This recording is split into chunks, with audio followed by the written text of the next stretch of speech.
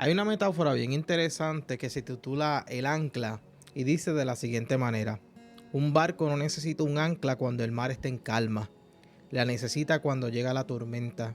De la misma manera, la verdadera confianza en Dios no se demuestra cuando todo va bien, sino cuando las olas golpean nuestra vida. Si fuéramos a hacer una aplicación de esta metáfora sobre nuestras vidas, es que la tormenta no revela la fuerza del barco, sino que revelan la fuerza del ancla. Y en unos días donde se ha estado demostrando y hemos estado escuchando tantas noticias nacionales como internacionales, donde debemos hacernos dos preguntas: ¿dónde el mundo está colocando la confianza y dónde debemos nosotros colocar la confianza? Repito, ¿dónde la raza humana está colocando la confianza y dónde se supone que debemos colocar nuestra confianza? Quise colocarle como título a esta reflexión de algunos 25 o 30 minutos: un mundo en búsqueda de esperanza, ¿dónde la encontrará? Un mundo en búsqueda de esperanza, ¿dónde la encontrará? En las últimas semanas, gloria al Señor, hemos estado viendo cómo muchas personas han estado saliendo desde Marruecos. Cerca de 70,000 personas han salido desde allá para poder situarse en Ceuta. Eh, Personas que estaban buscando un bienestar y no los culpo, porque muchas personas constantemente están cruzando de país en país, de estado en estado, tratando de buscar una mejor calidad de vida. Y yo soy uno de ellos, a pesar de que salimos de Puerto Rico con la dirección del Señor, pero a la misma vez tratando de buscar un bienestar para nuestra familia. Muchos cruzamos eh, hacia diferentes lugares con la idea de poder sufragar o sustituir la pobreza y la falta de oportunidades, de poder tener un alto desempeño en quizás otro empleo, eh, buscar cierto tipo de esperanza ante la desesperanza que existe posiblemente en nuestros países. Pero dentro de ese contexto nosotros tenemos que hacernos una gran pregunta: ¿dónde nosotros estamos colocando nuestra confianza? No solamente en el contexto de iglesia, sino también en el contexto de como personas, como seres humanos, donde nosotros estamos colocando nuestra confianza. El libro de Jeremías, capítulo 17, versículos 5 al 8, nos habla algo bien interesante, porque en una época, gloria al Señor, donde el profeta Jeremías estaba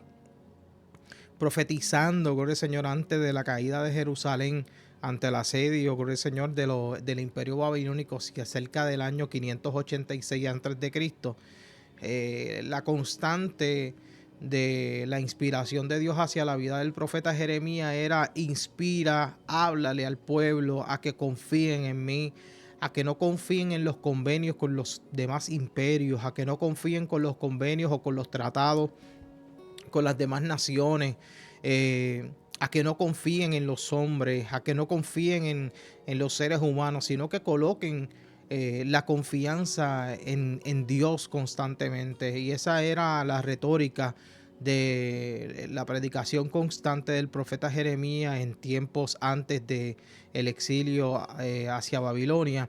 Y era esa: hablarle al rey sobre en quién tenía que colocar su confianza, hablarle al pueblo sobre en quién tenían que colocar su confianza, hablarle a las familias, a los matrimonios, a los niños, hombres, al trabajador, a la mujer que trabajaba en el hogar, quizás criando a los niños, donde debemos colocar nuestras confianzas. Y el profeta Jeremías establece, a través de la inspiración del Espíritu Santo, en el libro de Jeremías capítulo número 17, versículos 5 al 8, y los voy a leer textualmente. Jeremías 17, versículos 5 al 8 dice de la siguiente manera, y comienza bien tosco esta expresión: así ha dicho Jehová, maldito el varón que confía en el hombre y pone carne por su brazo, y su corazón se aparta de Jehová.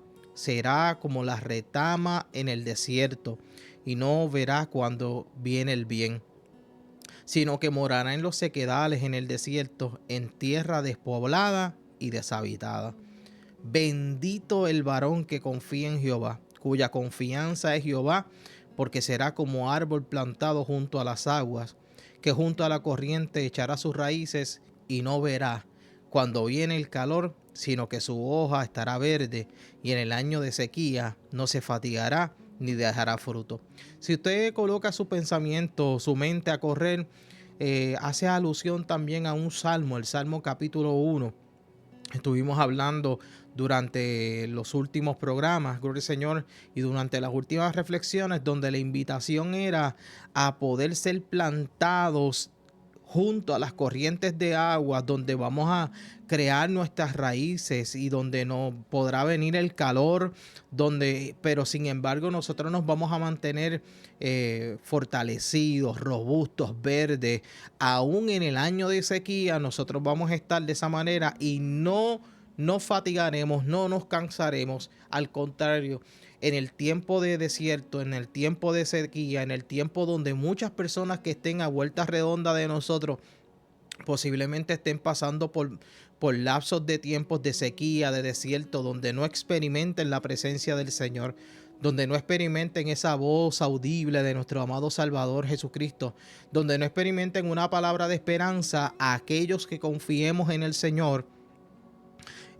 Vamos a estar constantemente escuchando su voz a través de su palabra, sintiendo su presencia aún en los momentos más desérticos, experimentando la gracia, el favor, la benevolencia, la misericordia constante del Señor.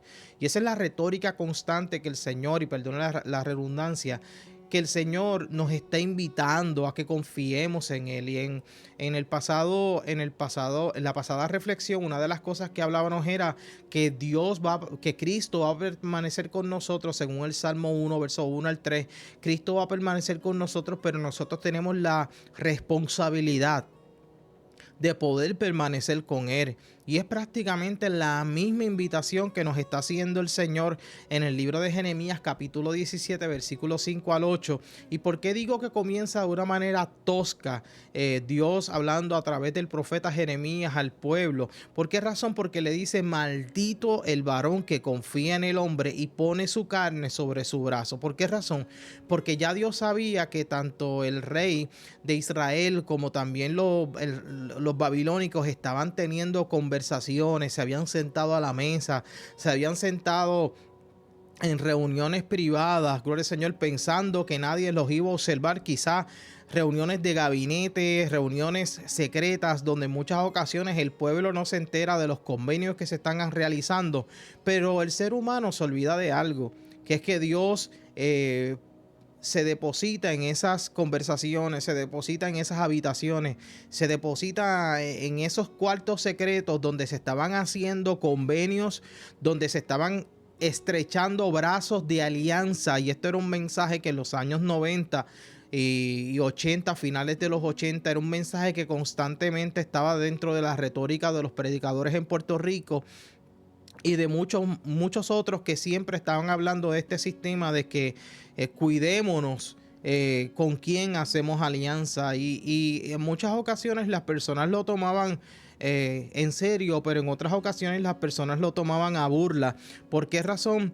Porque se mofaban de aquellas personas que no deseaban realizar cierto tipo de alianzas con conductas, con culturas, con sistemas sociales que nos invitan constantemente a podernos separar de la presencia del Señor y a podernos alejar de su gracia que sobreabunda sobre cada uno de nosotros. Pero sin embargo, cuando nosotros nos vamos a la escritura, el profeta Jeremías, en inspiración a través del Espíritu Santo y a través de Dios, una de las primeras retóricas y una de las primeras expresiones que les dice es: ya ustedes han estrechado brazos, ya ustedes han estrechado manos, han hecho convenios, han hecho alianzas, pero sin embargo yo les llamo malditos porque ustedes están confiando en las alianzas con los seres humanos. Ustedes están confiando en que el imperio babilónico los va a salvar de una expedición en contra suya. Sin embargo, confiando en caballos, confiando en carretas, que esa era la ciencia que había en ese tiempo, porque no existían tanques ni otro tipo de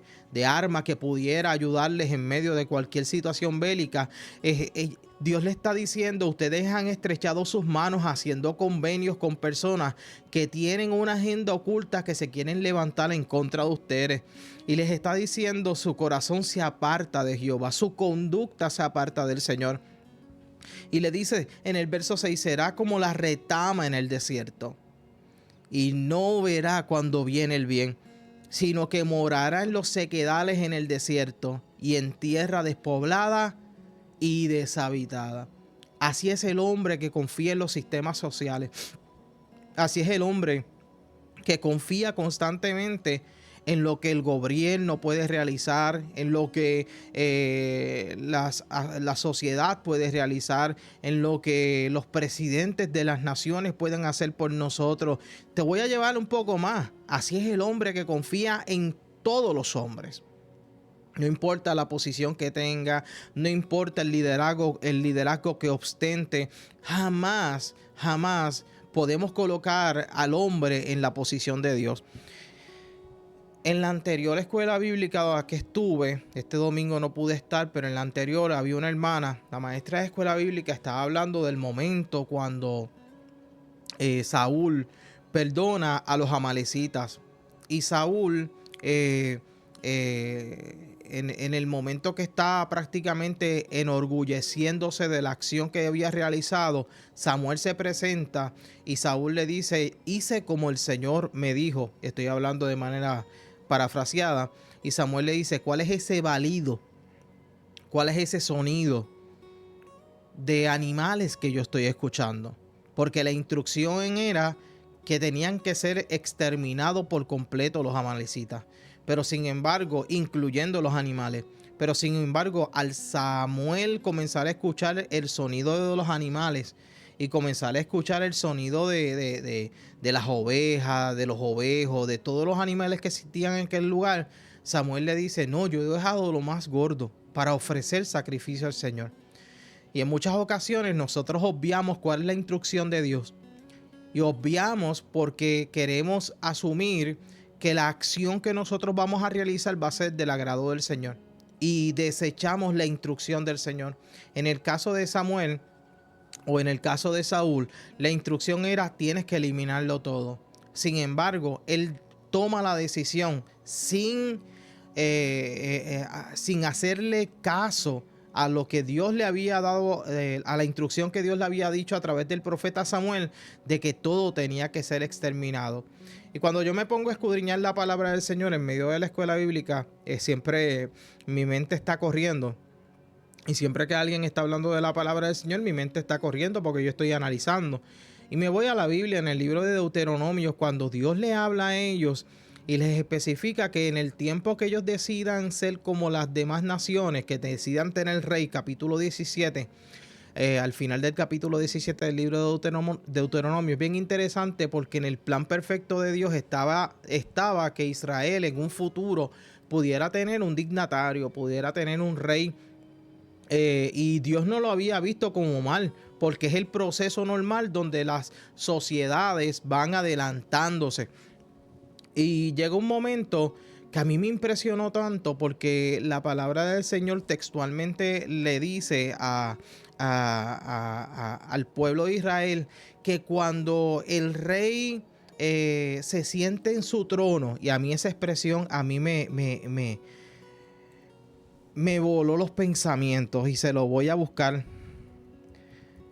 Capítulo 17, al final, dice que cuando están, se lo estoy buscando aquí textualmente, capítulo 17, versículo 14, esto no estaba en la agenda, pero lo vamos a colocar ahí. Dice instrucciones acerca de un rey. Y estoy leyendo, ¿verdad?, la versión Reina Valera 1960. Dice, cuando hayas entrado en la tierra de que Jehová tu Dios te da, y tomes posesión de ella, y habites y digas, pondré un rey sobre mí, como todas las naciones que están en mis alrededores, ciertamente pondrás por rey sobre ti al que Jehová tu Dios escogiere.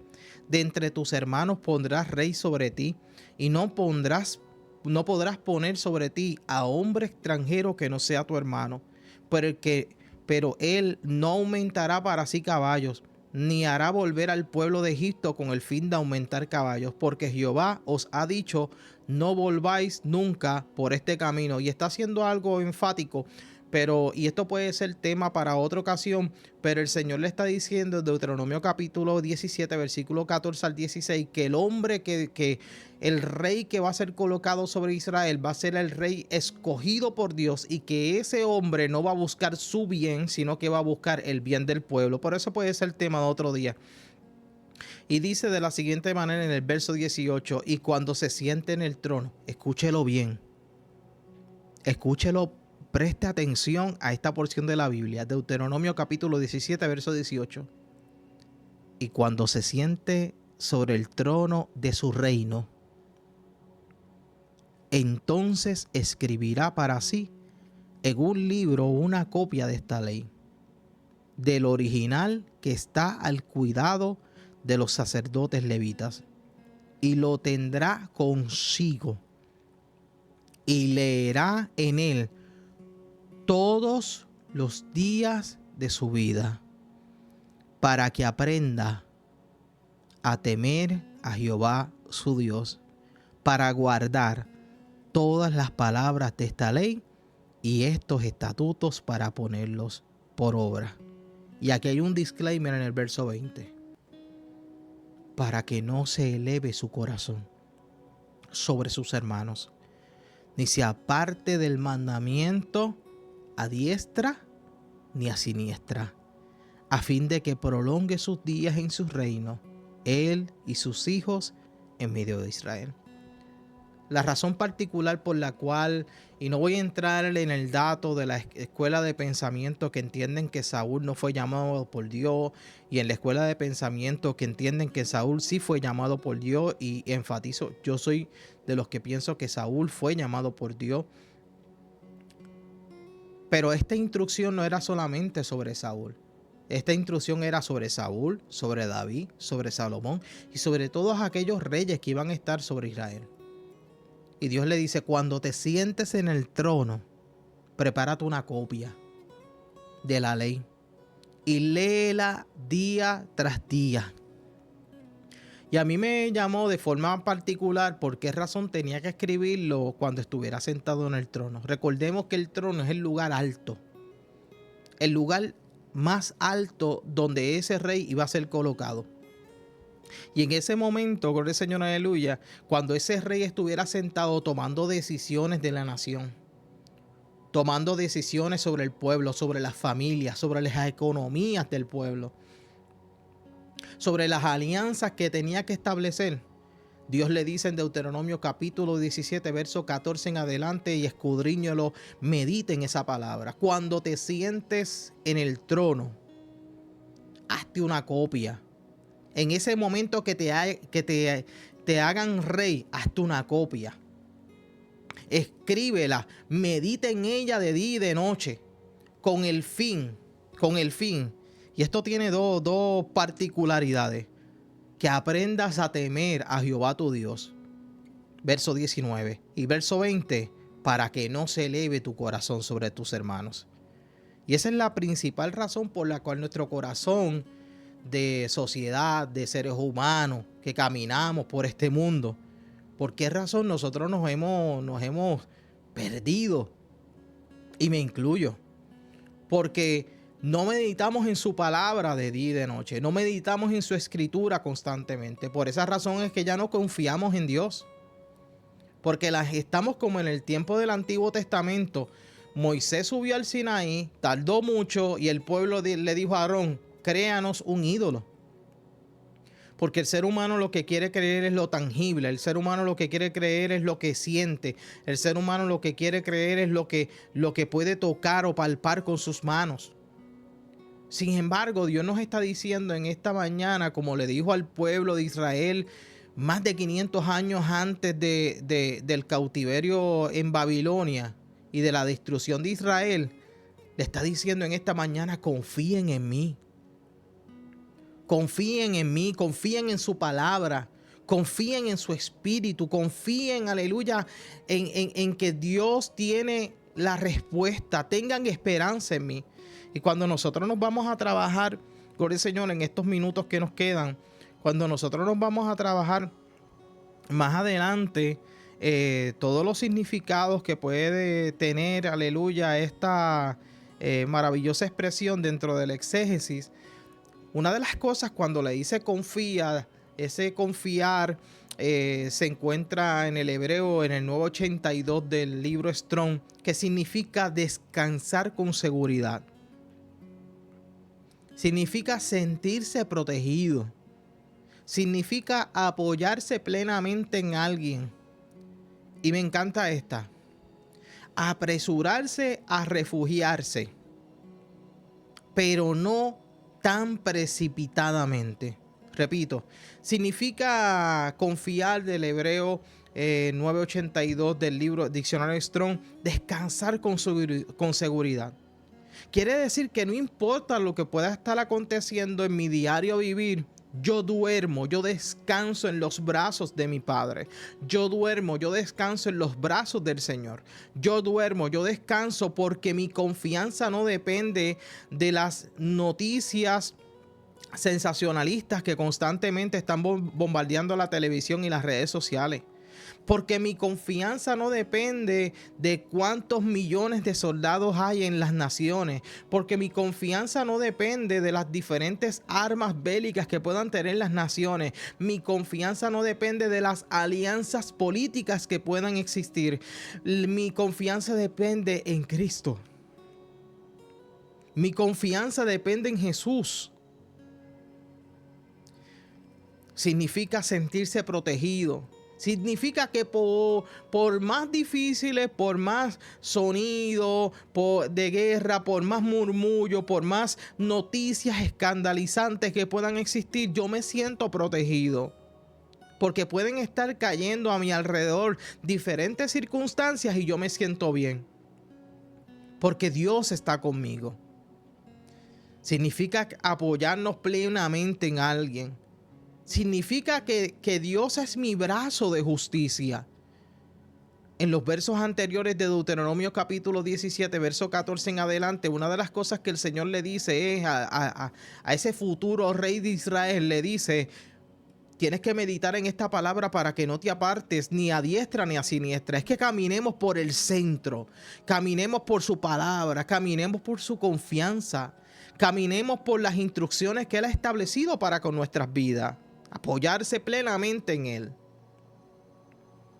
Apresurarme a refugiarme, no porque tenga miedo, no porque dude, sino porque corro a Él, corro a sus brazos, corro a su seguridad, corro porque yo he experimentado en otras situaciones y en otras circunstancias quién es el Dios. ¿Quién es el Dios de mi confianza? ¿Quién es aquel en el cual yo me puedo refugiar? Corro apresuradamente a refugiarme en Él, no por miedo a lo que me puedan hacer el hombre, sino porque en Él yo encuentro seguridad. Pero no tan precipitadamente. Camino, corro en confianza, porque eres la roca de mi salvación. No describe un sentimiento de optimismo, sino que describe el fundamento sobre el cual una persona construye su vida. Y para poder construir un fundamento sobre Cristo, tiene que haber tiempo con Él. Tiene que haber tiempo de oración, tiene que haber tiempo de comunión, tiene que haber tiempo de coinonía con nuestros hermanos en la fe. Tiene que haber tiempo de tertulia en la palabra, de meditación en la palabra. Tiene que haber tiempo para poder descansar en su palabra. Y con el paso del tiempo, uno comienza a aprender y a experimentar esa gracia maravillosa de poder sentir, de poder experimentar que el mundo puede estar cayéndose en cantos a vueltas redondas, pero Dios está con nosotros. Hoy quizás no confiemos en Egipto, pero ponemos nuestras confianzas en otras cosas, en dinero, estabilidad económica, trabajo, tecnología, redes sociales. Pero la sociedad, el mundo y en particular la iglesia no puede perder de perspectiva que nuestra confianza no depende de si hay economía o no hay economía, que nuestra confianza no depende de cuántos llegan al culto, cuántos no llegan, que nuestra confianza depende de Dios. Cuando nos vamos al libro de Hechos, el que hacía que las personas se convirtieran era el Espíritu Santo. Nuestra confianza no depende que en el año 2025 teníamos tantos y en el año 2026 tenemos menos. Nuestra confianza depende en Dios. Ahí está nuestra verdadera confianza.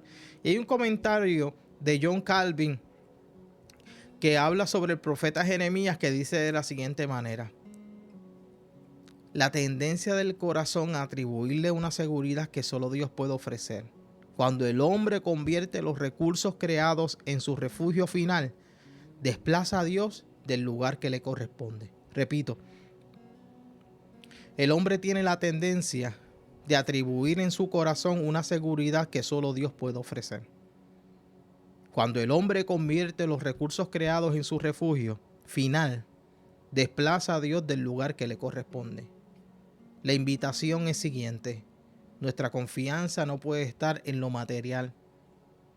Nuestra confianza no puede estar en lo epidermal. Nuestra confianza no puede estar en lo que vemos, en lo que tocamos, en lo que sentimos. Nuestra confianza debe estar en aquel maravilloso Dios, y es como te decía en la metáfora al principio de esta reflexión sobre el ancla. Un barco no necesita un ancla cuando el mar está en calma, la necesita cuando llegan las tormentas. De la misma manera, la verdadera confianza en Dios no se demuestra cuando todo va bien, sino cuando las olas golpean nuestra vida. No te está diciendo que no te van a golpear. No te está diciendo que las olas impetuosas no van a llegar sobre tu vida. No te está diciendo, y estoy utilizando estas expresiones de manera metafórica, no te está diciendo que los vientos huracanados, que las situaciones económicas, que las situaciones sociales, que la presión en el trabajo vaya a disminuir. No, no, no. Te está diciendo que en medio de la presión social, tu confianza va a estar puesta en Jesús. Te está diciendo que aunque tengas trabajo o no tengas trabajo, nuestra confianza debe estar puesta en Jesús. Te está diciendo que los índices de la bolsa de valores no son los que dictaminan dónde debe estar colocada nuestra confianza. Nuestra confianza está puesta en Jesús. ¿Existe economía o no existe economía? Te está diciendo, gloria al Señor, a ti, amado ministro, a ti, amado pastor, a ti, amado líder, que no importa el respaldo que pueda existir de los seres humanos, nuestra confianza debe estar en Jesús constantemente. Esa es la reflexión, que nuestra confianza debe estar en Jesús. Como Dios le inspiraba al profeta Jeremías en el capítulo 17, gloria al Señor, aleluya, versículo 5 en adelante, cuando de manera tajante, pienso yo, le decía: maldito el hombre que confía en otro hombre. Pero sin embargo le dice: bendito, bendecido el varón que confía en Jehová y cuya confianza es Jehová, porque será como árbol plantado junto a las aguas, que junto a las corrientes echará sus raíces.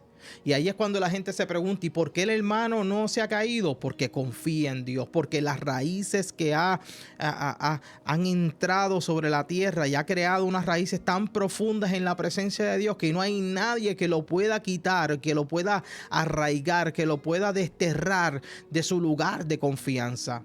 Y no verá cuando viene el calor, sino que su ojo estará verde, y en el año de sequía no se fatigará ni dejará de dar fruto. Los tiempos de sequía, iglesia, son los tiempos de dar fruto. Hermano, ¿pero cómo es eso? Sí, porque cuando nosotros pensamos que no hay solución, ahí es donde Dios dice: ahora yo comienzo a bendecir. Y dejo eso para la semana que viene, para la reflexión. Así que pasen un bonito día, lleno de la gracia de Dios y bendecidos de parte del Señor. Dios les bendiga mucho.